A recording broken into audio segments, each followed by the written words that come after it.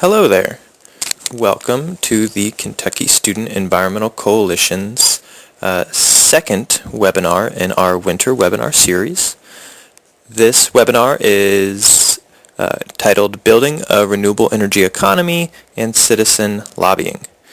Specifically, we will be talking about promoting renewable energy and defining the youth voice in Kentucky through speaking power to elected officials. My name is Tyler Offerman. I am the Renewable Energy Organizer here with the Kentucky Student Environmental Coalition. Thanks for taking some time out of your day to watch our webinar. This was recorded for folks who are not able to make our original webinar, and so that it can be shared and rewatched at your leisure. So we'll go ahead and get started. As you can see on slide 1, we have the title of the webinar, which I just mentioned. Moving to slide 2, we figured it'd be good to discuss a little bit about some basic definitions around lobbying before we dive into the nuts and bolts of lobbying and renewable energy legislation. The first two things that we wanted to define was a constituent. As you can see from the definition, the constituents are the people that a politician has been elected to represent. This word is particularly important, especially when you're talking to a legislator, because a constituent is really the person that an elected official is most accountable to.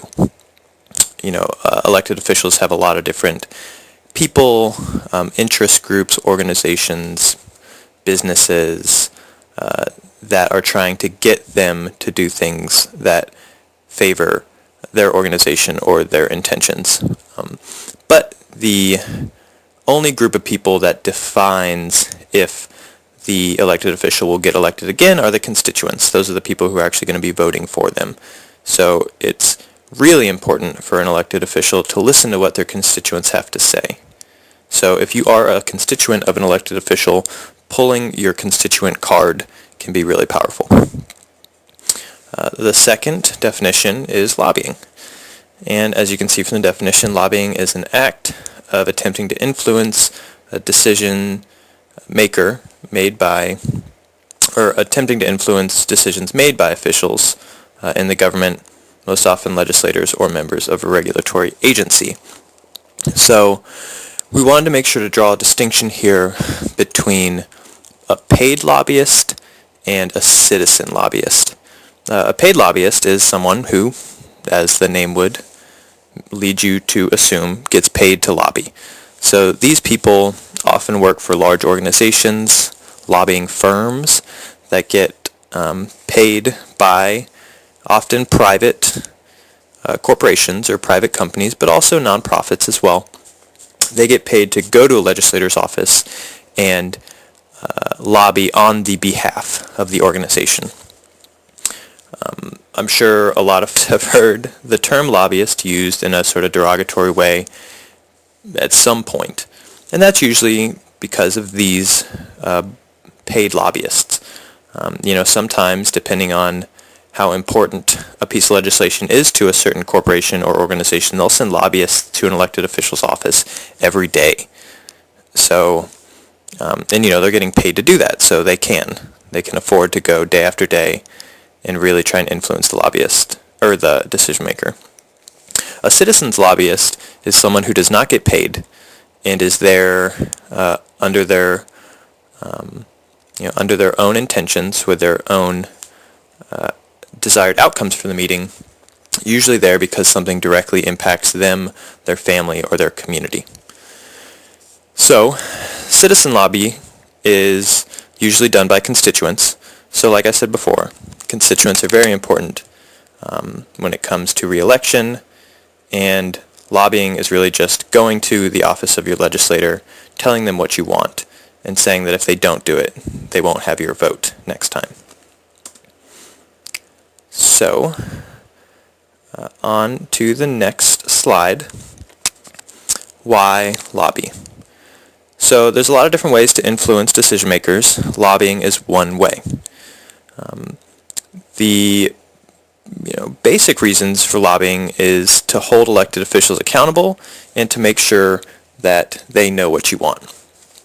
So elected officials will often make promises or commitments either on the campaign trail or at a press conference or, in some way, making some type of a commitment. But we as constituents need to make sure to hold them accountable for their promises. So going to a legislator's office, meeting them somewhere, and reminding them that they made a promise or they made a commitment and saying that they need to follow through on that is holding them accountable. If we as constituents don't hold elected officials accountable, they are liable to do whatever they think is right or whatever they want to do. So it's important for constituents to keep the spotlight on elected officials to make sure that we hold them accountable. The other reason is to make sure that they know what you want or how you feel. So elected officials get a lot of flack, oftentimes deservedly so, for not doing things that are in the best interest of their constituents. And there's obviously a lot to do or a lot to be said about elected officials not listening to their constituents. But in order for them to know what we want as constituents, we have to tell them first. This includes, if our opinions change over time. Maybe originally we felt one way about an issue, but then learned more information and changed our mind. Or maybe the elected official, said something that we don't agree with. We need to make sure that they know that we don't agree with that or we do agree with that. So regularly talking to them, lobbying them, telling them that this is good, that's bad, is really important. There's other reasons to lobby as well, but those are definitely the main two. Great. Now that we've done a little bit general talking about lobbying, let's dive into renewable energy legislation. So the information in this PowerPoint is in regards to a specific piece of legislation that's been introduced in Kentucky over the past 3 years. It was originally introduced in 2010. We'll talk more about that in a minute, but it's called the Clean Energy and Opportunities Act. So all the information around statistics and information is specifically referencing this piece of legislation. But before we dive into that, just a little bit general nationwide information about renewable energy legislation. There are 29 states in the U.S. who have passed some type of what's called a Renewable Energy Portfolio Standard, REPS for short. Now, an REPS basically just sets a minimum amount of renewable energy that utility companies in a certain state are required to use in their energy production portfolio by a certain date. So some common phrases that folks might have heard is 20% by 2020. So that's saying the utility companies in that state would be required to use 20% renewable energy by 2020. Now, each state has a different minimum number and a different date, but that basic process is called a Renewable Energy Portfolio Standard. And several states around us have one. North Carolina, Ohio, West Virginia does have one, but if you did go out of your way to look into it, West Virginia's is probably one of the weakest in the nation. So for the most part, we just don't really use that as a good reference. Some important statistics: North Carolina's Renewable Energy Portfolio Standard has been wildly successful. North Carolina saw an increase of almost 4,000 full-time renewable energy jobs the year after their Renewable Energy Portfolio Standard passed. So that's huge. I recently looked up a statistic that said that number has climbed to over 100,000 full-time jobs, which is amazing. So North Carolina is doing really well with their legislation. Another interesting statistic, if you've ever heard someone say that Kentucky doesn't have very good renewable energy potential, that is a lie. When you look into it, the statistic here, if you may or may not know, but Germany has the most solar energy of any state or any country in the world. And they have the same solar potential, which means if you look at the number of days that they get adequate sunshine to produce solar energy, it's called their solar potential. Germany has the same solar potential as Alaska. But Germany has 5 times the solar energy as the entire U.S. So, Kentucky has pretty good solar potential, also has good wind potential, both in the east and western parts of the state. So, if anyone ever tells you that Kentucky has bad renewable energy potential, tell them to look up their facts. Great, so here we are, Clean Energy and Opportunities Act. As I mentioned before, this bill was originally introduced in 2010 by one Representative Harry Moberly. He has since retired, and the bill has been sponsored by a representative out of Louisville named Mary Lou Marzian. The bill has been filed every year since 2010, and it has never been debated in a committee. So let's back up. What does that mean? So on this slide you'll see the sort of step-by-step for a bill process. How does a bill turn into an idea and then wind up into a law? And that process is as follows. A bill is authored and written, whether that's by a legislator or by a citizen. The bill is then submitted to a committee. There's several committees that deal with a myriad of issues, and depending on what the bill has in it, it'll be assigned to a certain committee. Once the bill enters the committee, the legislators in that committee then have the opportunity to bring that bill to the floor and discuss it. Now, that has never happened with the Clean Energy and Opportunities Act. So every year it gets filed, and then it stops in committee, and there hasn't ever been enough political or community pressure to get it debated on the floor. So, hypothetically, let's say we mobilize enough community and political pressure to get the bill debated in the committee. What would then happen is that the bill would be, like I said, introduced and debated in the committee. Hypothetically, if it was to then gain enough support from the committee members, it would be voted on and passed into the next committee. Bills usually go through a couple committees before they reach the chamber floors. Once it's introduced in the chamber, whether that's the House or the Senate, and remember that bills need to be approved in both houses, both the House and the Senate, in order for them to become a law that's then taken to the governor. Excuse me. So, hypothetically, bill gets approved by both the House and the Senate. It is then sent to what's called a conference, where the House and the Senate both agree on language for the bill, because bills start as 2 separate bills and then have to be agreed upon by both the House and the Senate for them to turn into one bill. Hypothetically, if that process were to go smoothly, the bill is then sent to the governor, and once the governor signs it, it becomes law. Excuse me. So it's just important to realize that even though this bill has been submitted for several years, it's never been debated on in a committee. So moving forward, it would be a wild success for the Clean Energy and Opportunities Act to, even be brought up in a committee and discussed. So that's where we're currently at.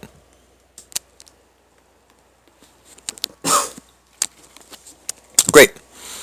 So briefly, these are the main parts of the Clean Energy and Opportunity Act. We already talked about the Renewable Energy Portfolio Standard. Another major component is the Energy Efficiency Standard, which, just like the Renewable Energy Portfolio Standard, sets a minimum amount for energy efficiency by a certain date. And energy efficiency just means retrofitting to save energy. The other part is a feed-in tariff, which we'll discuss more. And then there's 2 minor components: low-income energy efficiency and a solar ramp-up.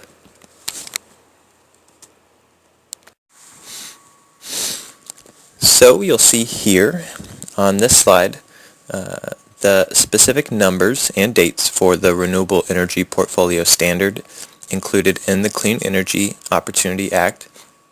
It also shows you the energy efficiency savings and the date for those. It should be also noted that these dates are from last year's Clean Energy and Opportunity Act, and it's 10 years after the passage of the bill that the standards are set for. And then you also see here the eligible renewable energy technologies that apply under the Clean Energy and Opportunity Act.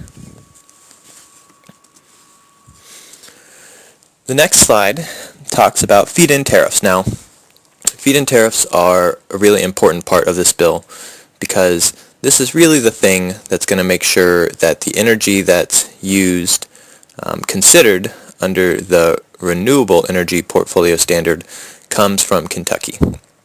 Now, why I say that because if we pass an REPS without a feed-in tariff, then utility companies could theoretically buy renewable energy from anywhere, and it would apply towards their REPS. A feed-in tariff ensures that the renewable energy that's produced in Kentucky has to be bought by utility companies. So this creates what I like to call opportunities for energy entrepreneurs, where anyone, regardless of if it's an individual homeowner or a large business, could invest in renewable energy, produce renewable energy, and then utility companies would be obligated to buy that energy from you. That purchasing will happen at a fixed rate over a 15 to 20-year contract, which sets a lot more economic stability for that entrepreneur. And the next slide talks about the carve-outs. Now, the term carve-out is sort of a wonky term used in policy circles, and it just basically means special considerations within a bill. The two that exist in the Clean Energy and Opportunity Act, one is to make sure that the energy efficiency savings that happen are shared amongst low-income homeowners. So the 10% of the total energy efficiency standard would have to be done to assist low-income households at or below 200% of the federal poverty level. So this ensures that those that are in most need of renewable energy and energy efficiency are specifically included. The other one is a special consideration for solar energy. Kentucky has the most potential for solar energy out of all the renewable energies. So this is just to make sure that that renewable energy sector gets special consideration. Great. Now that we've talked a lot about the renewable energy legislation itself, the Clean Energy and Opportunity Act, we're now going to talk about the actual lobby meeting, the act of lobbying. You'll see here on the flow of the lobby meeting slide, it has a basic rundown of the 6 parts of the lobby meeting. Now, quickly noted, at the beginning and at the end, there are parts that are included here. At the beginning, obviously, you're going to introduce yourself and your group, and then at the end, you will obviously thank the legislator. Those aren't included here because I just told you. Now, the rest of the steps, story of self, story of us, opportunities, problems, solution, and ask. First, we're going to talk about story of self and story of us. Now, you may or may not be a little confused as to why storytelling would be a part of a lobby meeting, but I'm here to tell you that the most important thing you can do at a lobby meeting with a legislator, is to tell them your story. Now, what I mean by that, if you go to the next slide, what's more impactful? So we have 2 pictures here. Excuse me. One is a picture of potential reduction in U.S. carbon emissions across the U.S. by consideration of geographical location and renewable energy type. So depending on the color means that there's certain kinds of solar or renewable energy potential in that area. Now, say you can just look at this and be like, wow, look at all this information, all these facts, look at all this renewable energy that could be put in here. And to you, that might be enough to just, get a legislator to agree with you that we should, invest in renewable energy. But that's not how it works. You, can use facts and statistics, but those don't do much to emotionally connect with the people that you're talking to, right? I mean, you can show someone graphs and charts and expect them to absorb that information, but unless they can, really connect on an emotional level to that issue, they're probably just not going to care as much. So then if you look at the picture on the right, it's a picture of Jim Miller. He's a student at DuPont Manual High School. We asked him why renewable energy was important to him, and he gave us this answer. Now, you'll notice that Jim's statement doesn't mention any statistics, doesn't have any graphs, but arguably the picture on the right is far more impactful because it creates an emotional connection to a person, and excuse me, it really gives this individual's opinion, their thoughts on an issue. And remember, we were talking earlier about constituents and how elected officials are particularly concerned with what their constituents think and want. Here's a perfect example. Even though Jim doesn't use a lot of statistics, makes the emotional connection. And the other thing with storytelling is that you can't really argue with someone about their personal story. So you can argue about facts and statistics, where did the study come from, how is it done, but when it comes to someone's personal beliefs and feelings on something, you just sort of have to accept that that's how they feel. And if a politician is concerned with how their constituents feel, then storytelling is a really important way to get that information across. So, next slide. The two parts of what we like to call motivational storytelling are your story of self and your story of us. Now, your story of self, that's your personal story. Very similar to the statement that Jim made on the earlier slide. What is it that's important to you as an individual? So this part of your story is going to have a lot of I's, a lot of me's.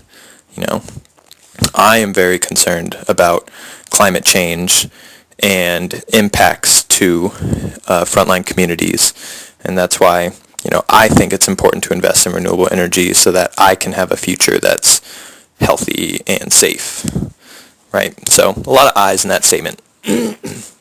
Your story of self should then move into your story of us. And this is where you go from the individual to the group, the collective. So you'll be using a lot of us, a lot of we. So, I'm very concerned about renewable energy because I see people in my community who are suffering from climate change. And our community should not have to face, all these burdens when we are not the ones who are benefiting from all of this energy production, right? So, kind of a rough example, but you see where I'm going. So by moving from your story of self into your story of us, you create, a collective, and you bring the legislator into the conversation because, they can become a part of the us. So from there, once you create your personal connection, you bring the legislator into your story. Then, if you go to the next slide, you will talk about the opportunities. So we have some opportunities listed here around the Clean Energy and Opportunity Act. So, an opportunity would be Kentucky can continue its legacy as an energy-producing state. Kentucky's been producing energy for as long as the nation's been a nation. So, an opportunity could be to extend that with investing in renewable energy. There's also some facts here around job creation, lowering utility bill costs, adding money into the tax base for Kentucky. These are all great opportunities. And remember when I mentioned earlier that it's more important to tell your story than to use facts? That is totally true. However, this is a wonderful opportunity in your lobby meeting to use some statistics and some facts. With the caveat, of course, that they're well researched and true, because you never want to lie to a legislator. And fudging statistics is one way that can definitely happen. So after you present your legislator with the opportunities, then you can move into the problems. So here are some more problems. Kentucky's electrical rates have risen almost 50% over the past 5 years. Excuse me. There's rampant youth unemployment, and young people overwhelmingly are very interested and want renewable energy, and many of them would be very willing to go into a job in renewable energy. Like I said before, North Carolina's created over 100,000 full-time jobs since their renewable energy bill was passed in 2007. That could happen in Kentucky too. Other problems: lack of political will, environmental issues, degradation, pollution, dirty air, dirty water. These are all problems. So after we discuss the problems, then naturally, we'll talk about the solutions. So the solutions part is really, the solution is the Clean Energy and Opportunities Act, right? That's why we're there. But, some other ways to sort of break that down is mention the specific parts of the bill as the solution. So a renewable energy portfolio standard can create a goal for renewable energy that Kentucky can work towards. The Feedin tariff will create incentives for businesses and individuals to invest in renewable energies in Kentucky to make homegrown jobs. So these are all solutions to the problem that we posed just earlier. So after we discuss solutions, then we go to probably the most important part of the meeting itself, which is the ask. So the ask is where you ask the legislator if they will or will not support why you're there. So, this is really important because you want to leave the meeting getting a commitment from the legislator. Even if they say no to whatever question you ask, you can then ask them, well, what is it that needs to happen for you to say yes? And the real thing you want to take away is you want to take away some kind of a commitment from the meeting. You want to keep asking until they say yes to whatever. So if you ask them to support the Clean Energy and Opportunities Act and they say yes, well, huzzah, there you go, successful meeting. If they say no, or maybe they need more information, then you say, well, what information do you need? If they say they don't have enough support for this from their constituents, well, how many of your constituents would need to support this for you to sponsor this bill? So you see where I'm going with this. It's really important to get a commitment, and it's really important to make a hard ask. Great. Moving right along now. So now that we've gone through the sort of nuts and bolts of a lobby meeting, we are going to go ahead and do a little role play for you. So I am going to bring in an assistant, and we're going to model a very quick lobby meeting for you. Cool. So we wanted to just really quickly sort of model what that might look like, but in a very quick way. So Tyler and I are going to pretend to be in a lobby meeting. And so Tyler's going to be the legislator, and I'll be coming in to do the lobbying. Yes. Hi there, Representative Offerman. Thanks so much for meeting with me today. Oh yes, you're very welcome. It's a pleasure to meet you. Yeah, it's great to meet you as well. My name is Kara, and I'm here today with the Kentucky Student Environmental Coalition. And I really just wanted to meet with you to talk to you a little bit about some renewable energy legislation that's going to be introduced in January's session. So thanks again for meeting with me. You know, as a young person living in Kentucky, I'm very worried about having economic opportunities for me in the future. Unemployment is really high, and it's really difficult for young people to find jobs coming out of college. And a lot of times that means that we have to go somewhere looking for those jobs. And I'm also really, worried about the state of the environment and what's happening with our natural resources and what that's going to mean for long-term sustainability of, future generations. I worry about having a planet that's really, healthy for my life and also for the life of my children that I hope to have someday. But I think, there is a lot of things that we can do to really make it better here and really create, not only create jobs, but create really good, safe, healthy jobs for young people and for Kentuckians while still addressing, issues of the environment and allowing Kentucky to continue to be an energy-producing state like it's always been.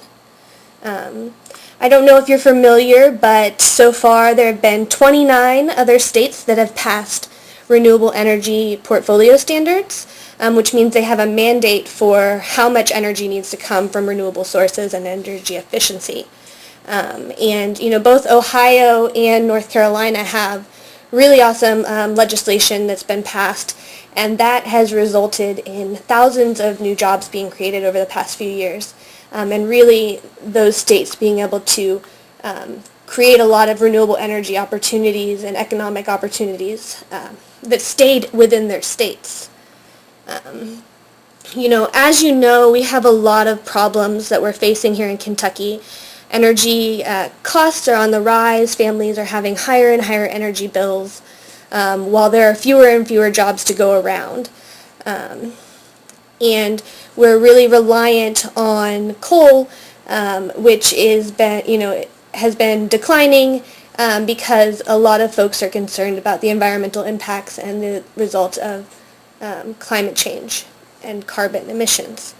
But we have this really great piece of legislation that's on the table, the Clean Energy and Opportunities Act, that would allow Kentucky to move forward as an energy-producing state, keep those jobs here in Kentucky with us, and make it so our future as young people is a little bit brighter, and we might be more likely to be able to stay in Kentucky, in the state that we love. And so I'm wondering if and be willing to co-sponsor this piece of legislation when it comes out. Well, yes, well, thank you so much for telling me all that. There was some piece of information that I did not know about. Be sure and ask my secretary to look into some more of that. Well, actually, I brought a whole bunch of information for you right here. Oh, wow. I have a one-page fact sheet that sort of outlines a lot of the statistics that I talked about, and then I have a larger packet that sort of goes into more details. Oh, yeah, it's great formatting. I like the colors. Thanks. Well, yeah, that all sounds real good. Unfortunately, I really don't support legislation before I see the actual bill. And seeing as how I've not seen this piece of legislation yet, I can't say if I would or wouldn't support it.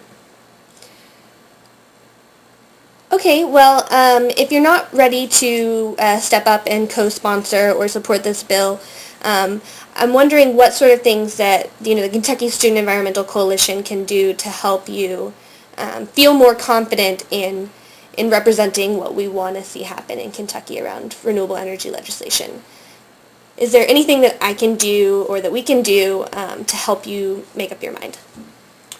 Well, the people that I am responsible to listen to are my constituents. Are any of you constituents of mine? Yeah, we actually all live right here in Lexington. Oh, wow. Well, that certainly means something. I am tasked with representing and speaking on behalf of all my constituents. And if I were to think that the majority of my constituents were in support of this legislation, it would make it very difficult for me to not support it. So I would say, talk to your friends. Tell them that if they're interested in getting this legislation passed, that they should vocalize that. Tell me, tell my office, and make it a priority. Awesome. Yep. Well, we actually have a really great petition that we've been passing around, collecting support for this legislation.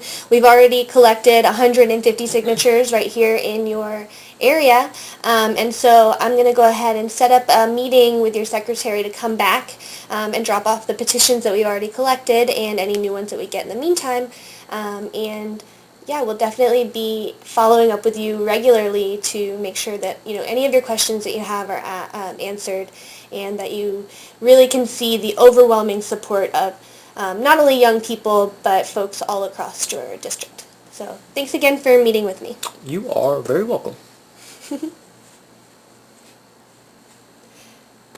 Ta-da! Yeah, and so I would say, I felt pretty good about that, and I think that I hit on the different pieces. And I actually didn't spend a whole lot of time talking about the, real nitty-gritty stuff that was in the bill. I, instead sort of dropped off that information, touched on some of the points, but I didn't, go super in-depth into the policy stuff. Yeah. Wonderful. Now that we've gone through a role play of a lobby meeting, now just to wrap up the webinar, if you go to the slide, who and what to bring, some things you want to make sure to consider. You want to bring friends and allies. It's certainly okay to have a lobby meeting alone. I've done it plenty of times, but it's more impactful the more people you bring because one, strength in numbers, but then two, you can bring in different perspectives and different stories.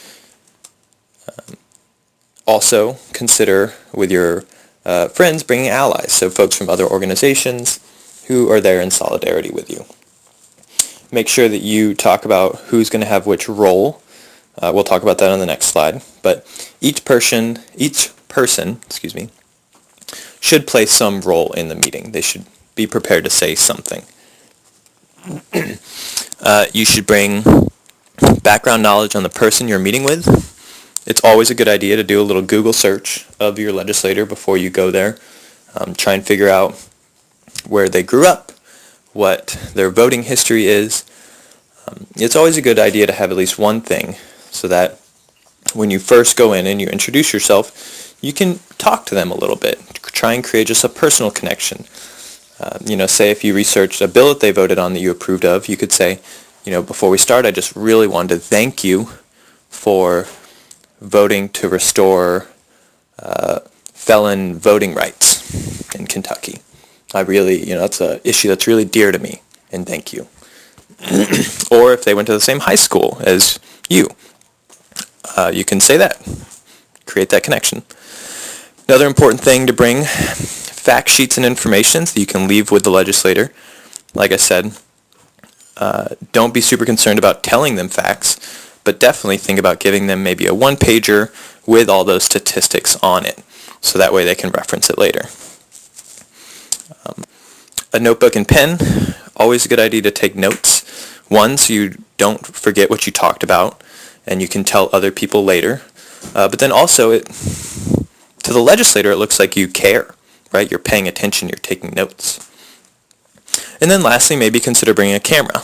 You can take a picture with the legislator, throw it up on Instagram, Twitter, make it known to the public that you were there.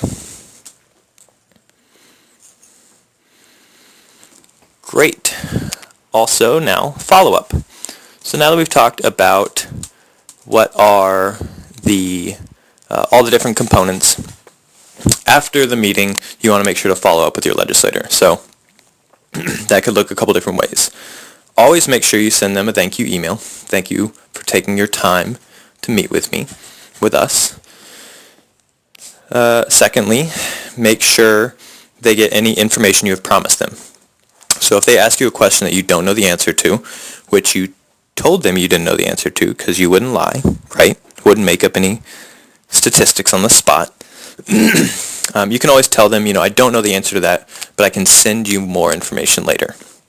So make sure that you do that in a timely manner. I'd say no more than 48 hours after the meeting. Blog. So this goes along with putting a picture up on Twitter, but recount your meeting. Write it down, share it with the world. If they made a really positive commitment, then, shout it from the rooftops. If they were really mean and didn't respect you, shout it from the rooftops, right? So this is an important way to hold people accountable and also share the stories that we're creating with the other people around us, with members in our organizations and such. Hold them accountable. So if they made a commitment, make sure that you hold them to that. If they say they'll send you something, make sure you follow up with them if they haven't. If they tell you they're going to do something publicly but haven't yet, make sure you follow up with them. Whatever. And then finally, make sure, try to leave the meeting having already scheduled a second meeting. Maybe you don't have time and maybe you need to call their secretary later, but the important thing here is that, excuse me, a lot of people assume, or at least I've talked to people who have assumed, that, if they go and they have one lobby meeting, then their legislator is going to listen to them and their problems are all going to be solved from that one meeting. Rarely, if ever, is this the case. You need to be cultivating a relationship with your legislators so that they begin to know your face and your name and the issues that are important to you. You might need to have several lobby meetings before you ever get a strong commitment from your legislator. And you need to be prepared to do that. You also should not set up these false expectations that a single meeting is going to somehow sway this person and they're suddenly going to, become the biggest fan of your bill overnight. Also dropping off petitions. So, if you say that you're going to try and build public support for this issue, a good way to do that is through a petition and getting signatures and then coming back later to drop them off to show that you do in fact have public support for your issue.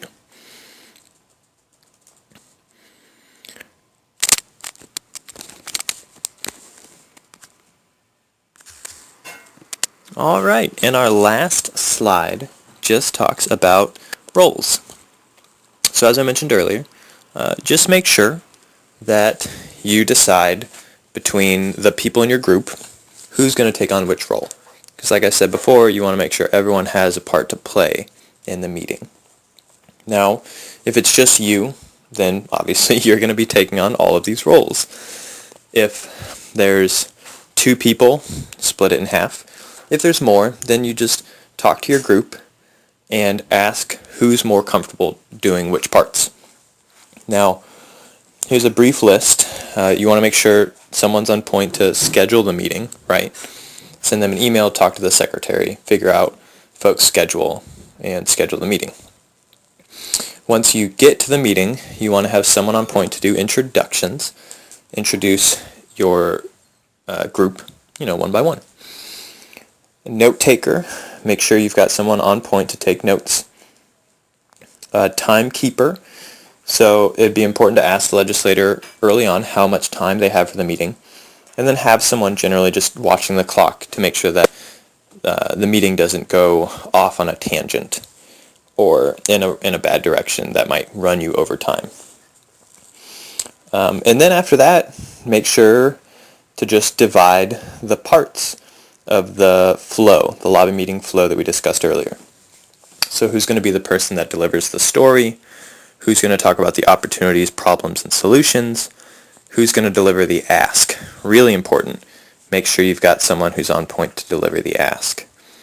Maybe even consider having more than one person on point to deliver the ask in case the legislator tries to dodge or not give a direct answer. And then lastly, make sure someone's on point to follow up. to send an email, to drop off any petitions, to do any of the stuff that we talked about in the earlier slide. So with that, that is the KSEC Citizen Lobbying and Clean Energy and Opportunity webinar. My email is right here on the last slide. Feel free and contact me if you've got any questions, or if you're interested in learning more or getting involved with the Kentucky Student Environmental Coalition's campaign to pass renewable energy legislation in Kentucky. So with that, thank you so much for watching our webinar, and have a wonderful day.